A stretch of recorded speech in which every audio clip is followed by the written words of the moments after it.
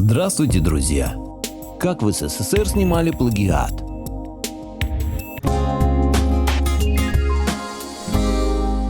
Благодарю всех, кто подписался на мой канал и смотрит мои видео. Ссылка на статью в описании. Автор статьи Максим Мирович. Откуда вообще взялся плагиат в советском искусстве и почему он процветал? Все годы своего существования СССР был закрытой страной. 95% населения которой были отрезаны от достижений мировой современной культуры и искусства. Про западные страны людям рассказывали лишь то, что там живут страдающие рабочие и крестьяне, мечтающие о коммунизме. При этом советские режиссеры и композиторы вполне себе ездили в заграничные турне, где имели доступ к западной музыке и фильмам, откуда черпали новые идеи для творчества. Сегодня я расскажу вам о том, где советские режиссеры взяли идеи для 4 известных фильмов. Фильм первый – «Кавказская пленница», 1966 год, и «Песня мошенника», 1930 год. В 1966 году на экраны советских кинотеатров выходит комедия Леонида Гайдая «Кавказская пленница». Фильм получился смешной и веселый, тут я говорю без иронии, действительно нравится. И все бы ничего, да вот колоритная троица, сыгранная Вициным, Никулиным и Моргуновым, уж очень сильно напоминает героев из американского фильма «Песня мошенника», снятого в 1930 году. Похожим оказался и сам сюжет фильма. В «Песне мошенника» действие происходит в российском Кавказе в 1910 году, где русский бандит Егор влюбился в принцессу Веру и решает ее похитить, а его сообщниками становятся напарники Алибек и Мурзабек. Вместе троица участвует во всяких смешных сценах, а также в фильме есть музыкальные номера. Впрочем, именно этот случай я отнес бы не к плагиату, а к мягкому заимствованию, что часто случается в искусстве. Гайдай явно смотрел «Песню мошенника» и заимствовал оттуда некоторые удачные ходы и образы, создав в итоге что-то свое. Гайдая я, кстати, очень люблю и считаю, что его фильмы через много лет будут изучать как мягкий троллинг совка, который пропускала цензура тех лет. Фильм второй – «Бриллиантовая рука», 1968 год, и «Бей первым, Фредди», 1965 год. Еще один пример заимствования от Леонида Гайдая.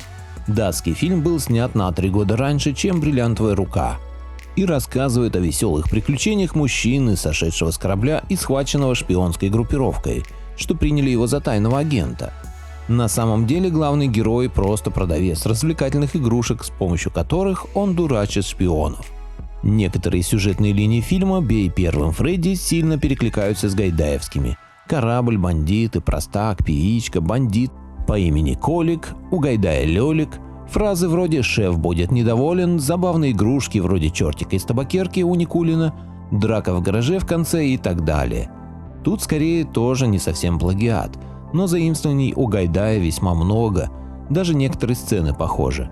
Кстати, композитор Зацепин тоже явно смотрел это кино, потому что фоновые музыкальные темы из «Бриллиантовой руки» по атмосфере и настроению сильно напоминают темы из «Бей первым, Фредди».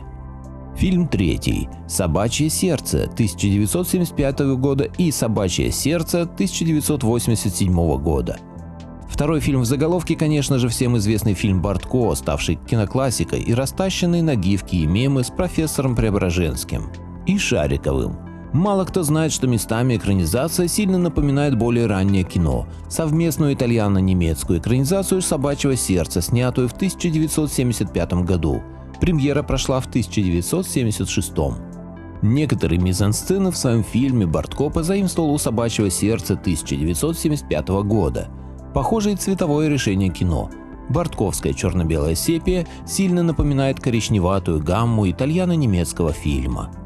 Впрочем, в старой итальяно-немецкой экранизации полно ляпов, которые делают фильм несколько нелепым. Макияж в стиле 1970-х, коммунистки 20-х годов, модельные стрижки у комиссаров, русская кухарка в немецком народном костюме – смотреть на это без смеха невозможно. Фильм четвертый – «Ирония судьбы» 1975 и «Квартира» 1960. Вы будете смеяться, но даже фильм «Ирония судьбы» или «С легким паром» имеет своего клона-прототипа на Западе, о чем я узнал совершенно недавно. «Ирония судьбы» был снят Рязановым в 1975 году по пьесе, написанной в 1969. А вот почти 10 годами ранее, в 1960-м, в США вышел фильм под названием «Квартира», сюжет в котором один в один похож на иронию. Судите сами, скромный и незаметный труженик Бат, прототип хирурга Лукашина, живет в небольшой холостяцкой квартире, которую иногда сдает на суточную аренду. Бат пытается ухаживать за лифтершей по имени Френ, которая не спешит заводить с ним отношения, имея тайный роман с Джеффом Шелдрейком, директором фирмы. Однажды, в канун Рождества, Бат возвращается домой и обнаруживает Френ у себя в квартире на кровати в бесчувственном состоянии. Оказалось, что Френ проводила время с Джеффом именно в квартире Бада. Вокруг квартиры вращается и весь дальнейший сюжет фильма. Бат развлекает Френ разговорами и игрой в карты. В конце фильма Френ, вспомнившая было о хорошем и положительном Ипполите Джеффе, в конце концов уходит к скромному труженику Жене Баду. В общем, сюжет фильма очень похож на рязановскую иронию судьбы, только адаптирован под советские реалии. Вот такие плагиаты или частичные заимствования наши режиссеры в СССР использовали для съемок своих фильмов. Хочу напомнить, что мое мнение не всегда совпадает с мнением автора статьи. Автор статьи Максим Мирович. Поделитесь моим видео в соцсетях с родными, друзьями и знакомыми. Люди имеют право знать все точки зрения. Всем спасибо за внимание, буду рад вас видеть на своем канале снова.